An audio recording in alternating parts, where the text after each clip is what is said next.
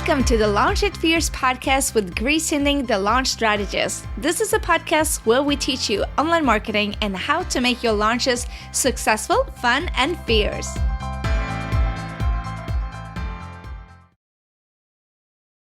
Hi, welcome. This is Gry Sinding, and today I have this amazing guest. Her name is Donna D'Cruz. She's a spiritual teacher, she is a DJ, and she's a lifestyle guru. And today she's going to talk about meditation and how to bring that magic into your life. Thank you, Donna. Welcome, and thank you so much for taking the time being with me. It's a pleasure. Are you kidding? I'm delighted to be here. This time in New York, you've been with me in Norway and on Broadway. We're global sisters. Yes, we are. So, you're my spiritual teacher. What is spirituality? Spirituality is everything. Spirituality is what gives us ambition, gives us desire, gives us locomotion.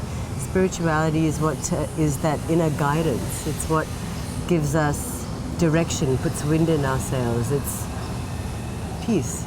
Peace. And why is it so important? I think when you don't have your inner guidance, when you don't know what peace is, you don't know what love is, you don't know what self-love is, you can't have any self-inquiry, and therefore you can't have any self-discovery if you don't know what it feels like to have peace. And I think so far we think we have to fight for peace, we have to earn peace. And I suggest that peace exists.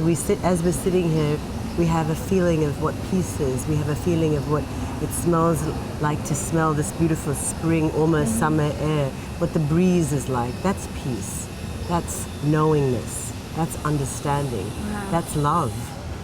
So for myself, for example, when I started doing meditations, I felt more connected. I felt like I had this hole in me, if you know what I mean. And that every time I was connecting with you, because you were said, breathe in, breathe out, and let go my anger, my all the negative feelings. I felt that I was filling that hole. Is that the kind of peace you're talking about, or is that something different? A little bit. It's the same thing. It depends. If that's what you feel and that's what you connect to, then the answer is yes.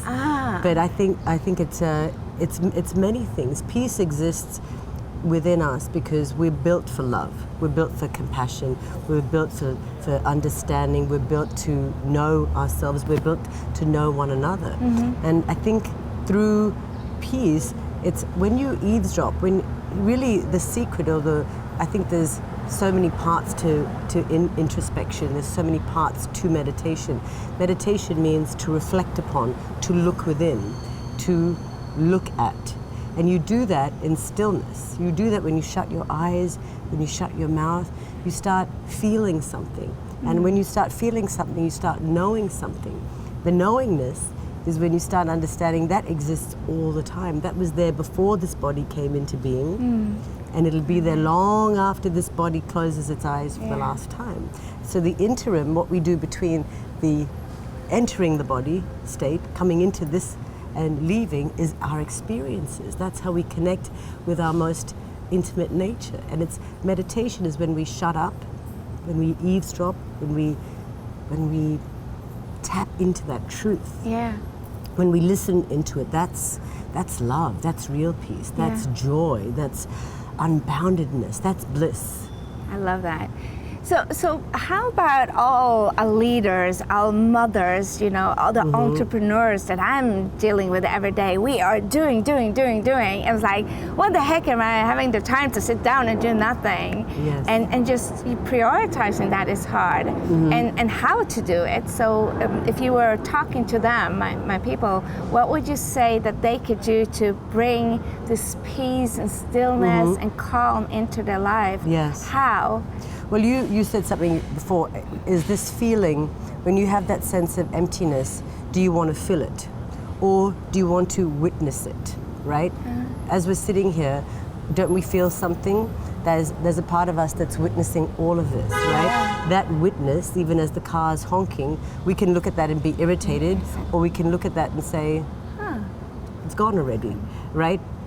Our irritation, our pain, our suffering stays if we want it to. We can look at that and be like, how could that happen? We're filming here, we're doing something. Well, it's gone now. Yeah. What you choose to do with that pain, with that suffering, is everything. Yeah. And it's when you that emptiness we feel is because I think when we come into this existence, we actually are perfect. We know everything. We're pure. When you look at a child, or you look at a new plant, or you look at a new kitten, there's a sense of innocence. There's a sense of wonder. There's a sense of purity. And we have that memory inside us. We go along with our business when we're the entrepreneurs, when we're the business people, when we're the moms, when we're hurried and harried. We forget we're called human beings, not human doings. So like it's in our beingness that we can actually, that's when we get to stop. And we're built to think that we have to be rewarded for that, right? Yeah. So if you do these things, you'll get financial reward, you'll get emotional rewards, you'll get spiritual rewards, all those things, like we're cashing in a check, like we're banking all the time. And we have an infinite bank inside us, an infinite amount of wealth, an infinite, the pie is infinite. Yeah. The pie is as big as we want it to be. We can't give love only to a child and not give love to somebody else who might not be known to us, right? We should have, as the Buddha calls it, equanimity means you practice the same love and compassion for someone that's irritating to you. Look at them with the same love that you might do with your husband or someone that works for you. Really? Isn't that extremely hard when people are, trashing you on internet, for example, and you're being hateful? Isn't that extremely hard for also you to be nice to them in the same way you are to your kids when they are actually bugging you? Well, you have to look at it differently. I choose to look at that as much as I can with the eyes of love. Right, and and it is hard. Yeah. I call that the work. That is work. To keep looking. Do you have it in you? Like when I go to Phoenix House every Wednesday, I go and I lead meditation groups there. I find people that are addicts in the space now we call recovery, not rehabilitation, recovery, recovering the sense of wholeness, recovering holiness, because we know that. Wow. We know who we are. Yeah. We know that we're beautiful. We know that we're divine. We're made as reflections of the divine, right? We know that. We have that memory. We have that is triggered in us when we experience love, when we experience devotion, and that comes from the self. Yeah. And it takes time, it takes work, but it takes you looking at it differently. If you start measuring your love, if you start measuring your time, you'll run out of it. That's how it works. If you wake up every day and take it as a gift and an opportunity, then it'll be that for you. You take up a challenge. I don't even say the word problem. I don't say it's a problem, it's a challenge. Yeah. Right? Horst, who started Aveda, he taught me that. Yeah. If you want to say everything's a problem, that's what you're going to get. Yeah. And when everything's a challenge, when you look at everything with love, you have the ability in that moment to transform it just like that into an opportunity, to transform your pain and suffering into, what can I learn from that? When someone is being cruel or saying something that you deem is unnecessary and is really hurtful to you, you can take that on, and we do take it on in the physical realm. We do take it on in the emotional sheath, all of those places. But at the same time, we can look at that and say, what's the opportunity here for me to look at that person that is writing or saying or doing something that's so out of line? What can I do? I can look at them with forgiveness and say, you know what, I'm actually going to choose to forgive that and say, I'll learn from that. Yeah. What can I learn? What are they saying? Not how cruel are they being, but what are they saying that I can actually take something from and learn? And we always say to ourselves, how can I serve? Yeah. We're here to serve you. We're doing this, we're having this conversation in service, right? In service of ourselves, and in recognition that as I rise, you rise. As you rise, I rise. And I think as women, we could really start listening to that message there, because I'm not there to do it for me. I'm not there to only do it for you. We're there as one breath. My breath is your breath. Yeah, I love that. And your breath is my breath. Together. Yeah. So when we breathe, that's why we use that letting go meditation and that mantra. Mantra is just a word. It's just a toy. It's just a little thing, a little plaything for our mind to be distracted by. Exactly. You inhale, you take in let. Inhale, take in inspiration, take in creativity. Let go, to let go of what does not serve you. Know the difference. That's wisdom. It's so easy too. I mean, you only put your mind into taking in whatever you need, and then letting go of what you don't need, and just that little, tune in the day creates magic. That's right. And I love what you said about we don't have problems. I have something similar where I say we all have challenges. We can choose if we want them to be challenges or if we want them to end up as problems. That's right. Yeah. And when you have those days, when the problems and when you do have those challenges and they feel insurmountable, and you say to yourself, how do I do this? Yeah. Here's an issue. How do I get through it? Or it might be something that you keep hitting your head against. Yeah. Start looking at it differently. Yeah. When you start looking at something differently, what you look at changes. Just like that. Yeah. So just start looking at it from a different place. Close your eyes. Take a deep breath. Our breath animates the spirit, right? The spirit's timeless. It knows, it feels, it knows how to love. These are all small matters, but they matter, right? They do. But they also can be interferences in our beingness. Yeah. When it's too much, sometimes take a break, take a breath, go for a walk, look at something different, go and walk in Mother Nature. One of our greatest lessons and our greatest learnings come from nature. Yeah. Look at a flower, go to an art gallery, take in something that's inspiring. Enthusiasm means to be filled with spirit. Yeah. Take it. I love that. So when my entrepreneurs and leaders are in, crash zone, it's a really bad day, and you say to them, just breathe, we forget that. How do you get into the practice of, how would you teach new beginners like myself to start practicing? Where do we start? You start at the beginning. Start by actually stop making excuses for yourself. I hear this a lot in the space of meditation because people think it's work and concentration. And it's actually, I call myself, I say it's like the Jerry Seinfeld. Here's meditation about nothing. This is the no thing meditation, because you will experience in nothingness everything. Yeah. So when those days are bad, when they're really challenging, sometimes I go for an exercise class. Sometimes I just stop. I stop. If you keep hitting up, I look at water. I always use the Tao Te Ching as the great example. Water is the greatest force we know, right? So when water comes up against a mountain, it doesn't look at that mountain and go, well, I'm going to just go over that mountain. No. It looks at the mountain and it goes around. And it goes around and it goes around. It doesn't try to forcibly go over it. It knows, I'm a great force. I don't need to go over you. I need to go around you. Love that. So you just figure another way. But it takes first an act of self-love. And stopping is an act of devotion to yourself. You matter first. And I think a lot of entrepreneurs, we look at it and we think we have to solve everything and we have to have the answer for everything. And you just have to know that you are doing your best, that it's really, this is all a pleasure. What a gift to be able to create from nothing. Say that, how about that we're getting to write our own checks and cash them. What a gift that is. I love that. That's a huge gift. Yeah. That's a big, beautiful moment. When I realized that for myself, I said, my gosh, what a beautiful opportunity that is to actually have that much love and faith. Yeah. To know that you're putting wind in your sails and the people around you, that's incredible. What a gift. So for the audience that have never done any meditation, where do we start? You sit comfortably. I like feet on the ground. You can sit on the floor if you want, but I like a chair. You close your eyes. And for some people, that's the hardest thing to do, to actually close your eyes and cut off that first sense. Because the eyes look, they assess, they judge, they're looking, they're working it out. What is it? What's going on? It's going.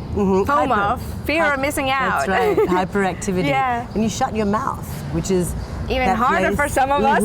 That's right, but I find when you shut those first two senses and you just start closing, something else starts happening. You start looking in. And immediately we know from science that when you close your eyes and shut your mouth, your brainwave activity immediately changes, right? So whether you intend to or not, you're already you're starting to be in the zone. Okay. So the first two things, for the person that's first starting, you have to make a commitment of love to yourself, and that means take 5 minutes. Okay, I say take 20 minutes. So start with 20 minutes every day. Okay, if you can do 20 minutes twice a day, great. So we'll start at the top. If you can do 20 minutes twice a day, fantastic. If you think that's going to be a struggle and that's the excuse you're giving yourself, don't tell yourself that. Say, I'm going to do it for 10 minutes a day. And which is why we actually have created a letting go meditation, which is only 10 minutes. Awesome. And we say, give me a minute, I'll give you back you. I can do it. I can give it to you in 1 minute. I can give it to you. 10 minutes is a good amount of time based on science where we can actually see that things start shifting. Yeah. Things start happening around that. Past that, you get deeper and deeper, because we are like this, right? So hyperactivity exists here. That noise, that doing, where we're looking out. When we close our senses off, we start looking in. Yeah. And then I can start working with you to do that. But it starts with just that. It's not a lot. Yeah. But you have to actually give yourself the task. Do it for 7 days, right? Give yourself, I'm going to give myself... challenge. Yes. Give yourself a challenge. Say, I'm going to meditate for 20 minutes for 7 days. Mm-hmm. Can I share my result? Yes, absolutely. After just 7 days, I started to see that I didn't get so angry. Mm-hmm. When things was happening, I was calm and I was like, that's not about me, it's about them. But before I would go, shit, what's about you? Blah, blah, blah, acting on it. Then after meditation, I stopped acting on it and just, it's all about them, it's not about me. And that sense of control and peace was the thing that got me to start meditating even more. It's so powerful. There's so many secrets, and it's like the most incredible Pandora's box. Yeah. But I will tell you, I always tell people that are coming into it for the first time, it is like love. I can sit here and tell you what love is like and say, oh, you're going to feel like this, and you're going to feel timeless, and your heart's going to stop, and you're going to feel like, wow, where did the time go? And floating. I can tell you that. But it's only through the act of love, when you experience love, that you know it. And it's like turning on a television. You can look at TV as a black and white experience, but when I give you color, you go, oh my God, it's a kaleidoscope, right? Yeah. That's what meditation is. It's like opening up a whole new world, and it's like, I say, notice how you are here and now. If it's anger, if it's where you feel threatened, where you feel anxiety, where you feel like, how am I going to do this? Notice how you are now, and then notice how you feel at day 3. Notice how you feel at days 4, 5, and when you get to day 7, things start. It's seismic. Yeah, it is. It's seismic. It is. So, I was thinking about how we women have this leadership role for our communities, for our children, we kind of leading our family. This is one of the greatest tools, I think, to be a better leader. Yes. Do you agree? Absolutely. Because meditation offers fundamentally insight. Insight equals awareness. So when you can lead with insight and awareness, that means you're embracing intuition, which is your feminine side, and you're also embracing the part of you that knows how to make decisions, how to set goals, and how to make that path to those goals. Both of those things have to coexist. We're not one or the other. And it happens at different times with nature. You have to feel it. We always say that we have to lead from our senses, our gut feeling from within. But when you're so busy, you're not listening. We always take the wrong decision. At least I do. I take the wrong decision when I'm stressed and when I'm feeling out of balance. It's not even a wrong decision. It's you're giving yourself another lesson. Oh, thank you. Right? Yes. You're giving yourself another lesson. But when you stop and take a moment and say, how can I look at this differently? Right? What's my irritation? One of our great teachers, Rumi, that 13th century poet, says, you take the opportunity, look, your irritation is rubbing the stone polished. Right? How will a stone be polished if it's not irritated? That's how it becomes a diamond. So problems/challenges are just polishing our diamond. Opportunity every time. I love that. Opportunities. I think we close with that. Problems is just opportunity to polish your diamond. That's it. I love it. Thank you so much, welcome, Donna. my dear. Thank you.